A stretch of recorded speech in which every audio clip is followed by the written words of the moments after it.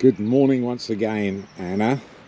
This is one of the old water meadows at Hyash Farm, and because we've had a decent amount of rain in the last week or so, the meadow's doing exactly what its name suggests, sort of storing water. So as I walk across, you get that lovely sound of swishing water, and the whole meadow's slaked with water. It eventually soak into the aquifer. I love doing the countryside half hour on Radio Norfolk because you get to do things like this, which is walk up to one of the streams. I've got my wellies on and there's a lovely little waterfall here.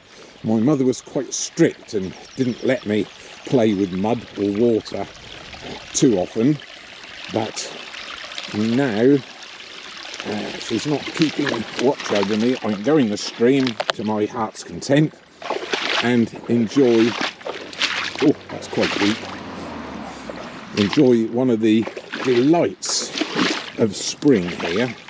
A bank covered in primroses, one of the third short day flowers that we're looking at this morning on Hyash Farm.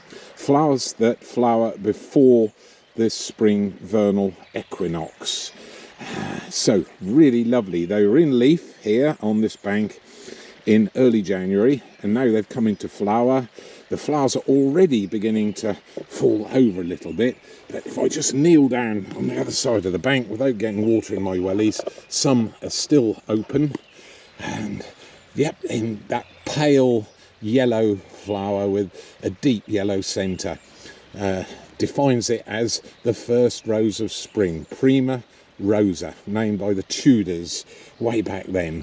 And they store all their energy in a special little root called a raceme, and grow on damp banks like this. Again, this is a south-facing bank, so they've nearly finished flowering, and on the other side of the bank they've yet to come out.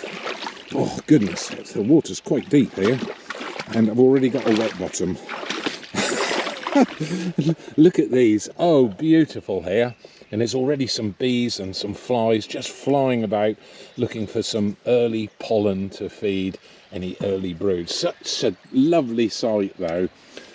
So short day flowers are really quite important. Basically they will all finish flowering really by early April at the latest. The leaves of the primroses used to be gathered and boiled to make some sort of concoction which was meant to be really good for hemorrhoids.